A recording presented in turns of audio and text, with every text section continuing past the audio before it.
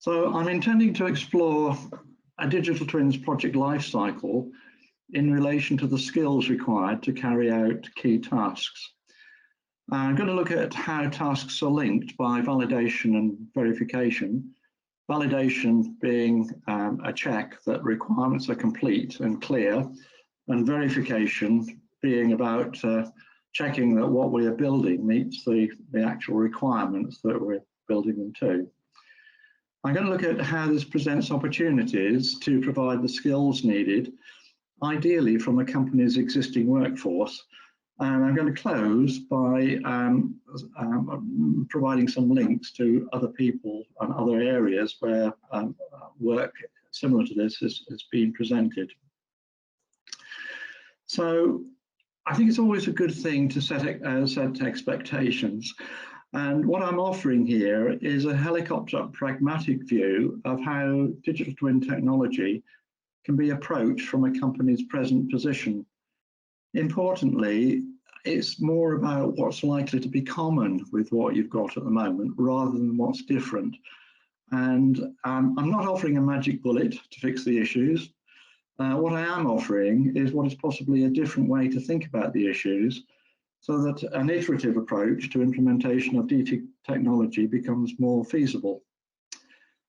But overall, what I want to do is to promote wider thinking and particularly sharing of pragmatic ways to implement DT technology.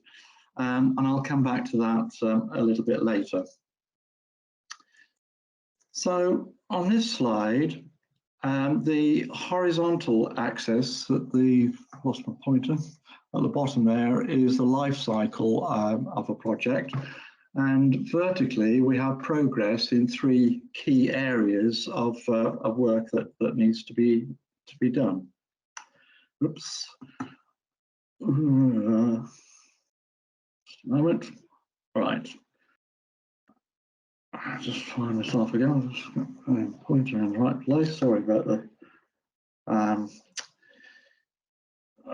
So the first stage of the, if we look at the scenarios in the middle here, the first stage of this is defining requirements and the validation, during which software twin, a model of what is required, will be built and run in a scenario. And that phase will end when the stakeholders agree that what is the outcomes of these scenarios when run in the synthetic environment are producing the outcomes that are expected and are reasonable and what people agree are needed. The project then proceeds through its implementation phase, during which the physical entity and the software model and the twin is further developed until the point where it gets to be in use.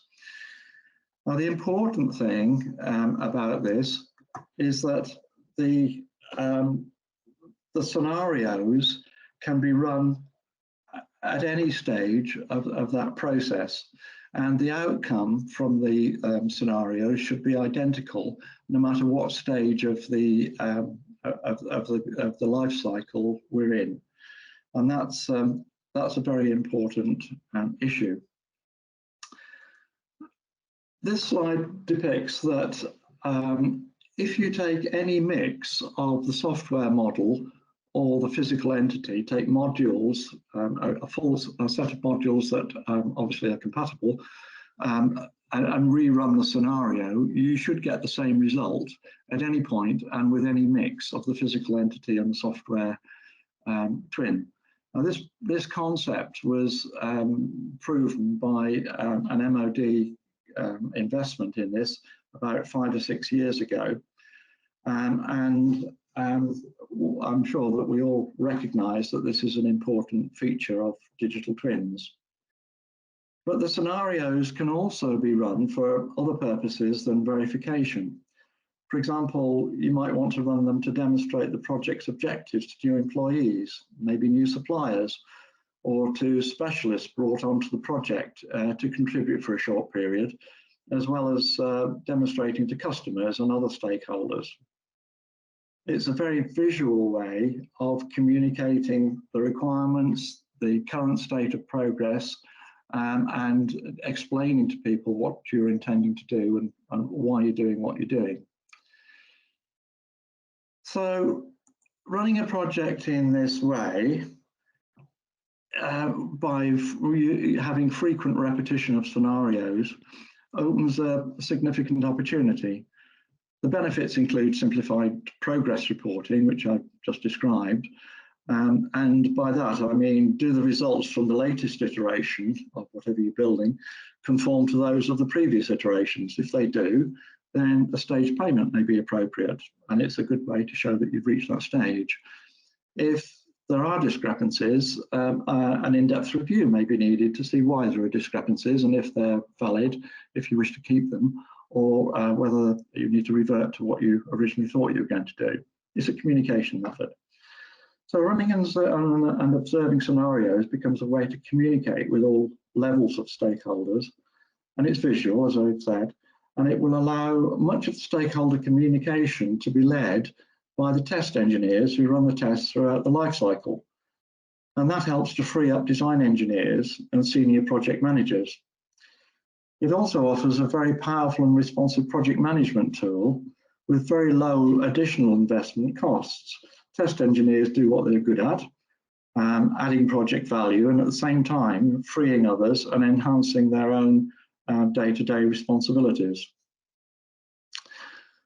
So as DT Hub members, you're very probably aware of two areas, skills and capability, and the Defence Digital Network, where there's other material to do with what I've just been talking about.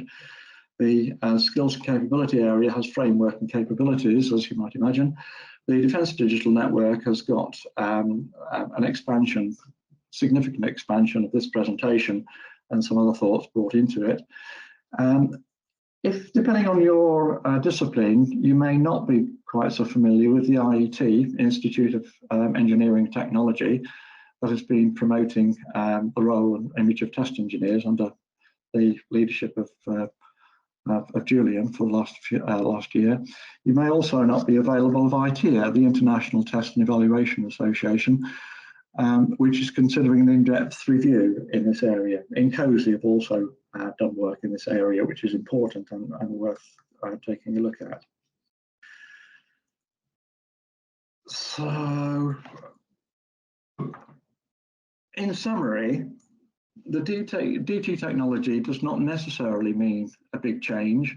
It can be approached by tweaking existing roles, and that's a good way to start a cost-effective implementation. The test engineer's role was briefly discussed in this presentation, but there are also other areas that this applies to. But as I said at the beginning, I want to promote wider thinking and sharing of experience about the implementation of DT technology. And what you're seeing on the screen in the middle there is a seed question that could be used, if you wish to start that debate. It's important that you share your comments and thinking experience with the DT Hub.